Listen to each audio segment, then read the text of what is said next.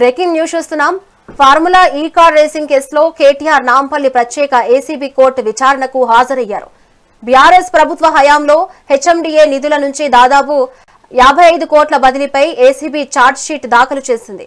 RBI cabinet ఆమోదం లేకుండా విదేశీ సంస్థకు బదిలీ చేశారని ఛార్జ్ షీట్ లో పేర్కొంది.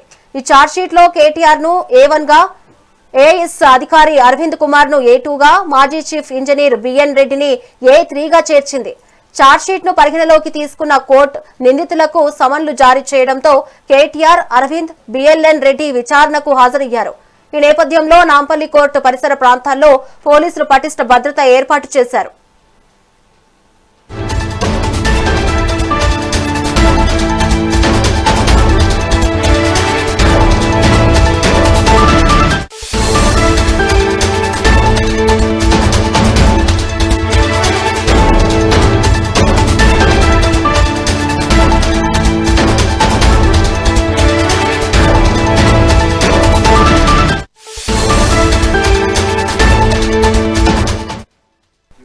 బ్రేకింగ్ న్యూస్ చూస్తున్నాం.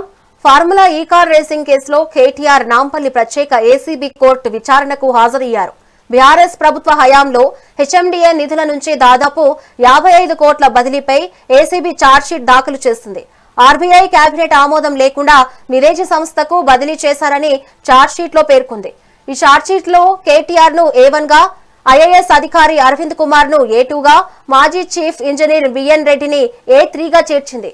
ఛార్జ్షీట్ ను పరిగణలోకి తీసుకున్న కోర్టు నిందితులకు సమన్లు జారీ చేయడంతో కేటీఆర్, అరవింద్, బిఎల్ఎన్ రెడ్డి విచారణకు హాజరయ్యారు. ఈ నేపథ్యంలో నాంపల్లి కోర్టు పరిసర ప్రాంతాల్లో పోలీసులు పటిష్ట భద్రత ఏర్పాట్లు చేశారు. ఇక దీనిపై మరింత సమాచారం మా ప్రతినిధి రామకొండ అందిస్తారు. రామకొండ, చెప్పండి.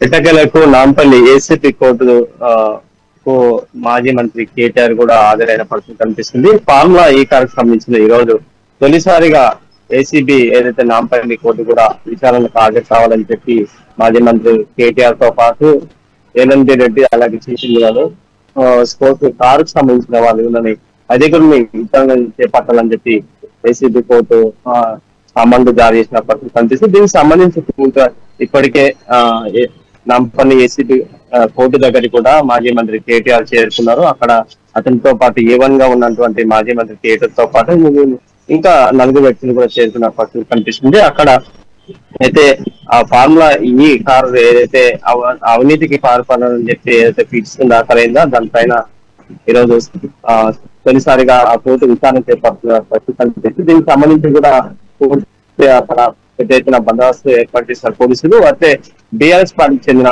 ముఖ్య నాయకులు, అవసర కార్యకర్తలు కూడా పెద్ద ఎత్తున కూడా ఆ నాంపల్లి కోర్టు దగ్గరికి చేరుకున్న పరిస్థితి కనిపించి అక్కడ ఎలాంటి అవాంఛనీయ సంఘటన చోటు చేసుకోకుండా పూర్తిగా బందోబస్తు కూడా పోలీసులు ఏర్పాటు చేశారు. అయితే ముఖ్యంగా ఈ ఫార్ములా కార్ రేట్ సంబంధించింది కక్ష సాధింపు అని చెప్పి మాజీ మంత్రి కేటీఆర్ పలుసార్లు ఆరోపణ చేసిన పరిస్థితి కనిపిస్తుంది. సర్కారు అయితే రేవంత్ రెడ్డి సర్కారు కక్ష సాధింపు చర్యలకు పాల్పడుతుంది అనుకుంటూ పలుమార్లు చెప్పుకుని వచ్చిన పరిస్థితి కనిపిస్తుంది. అయితే ఈ రోజు ఏసీబీ కోర్టు హాజరు కావాలని సామాన్లు జారీ చేసిందో ఖచ్చితంగా వ్యక్తిగత పుస్తకంగా హాజరు కావాలని చెప్పి తెలిసిన పరిస్థితి కనిపిస్తుంది. దీనికి సంబంధించి ఈ రోజు విచారణ జరుగుతుంది. దీని విచారణలో కూడా వాదోపాదాలు నింత పరిస్థితి మరి కాసేపు తెలిసే అవకాశం ఉంది. Sravani, thank you Ramakonda.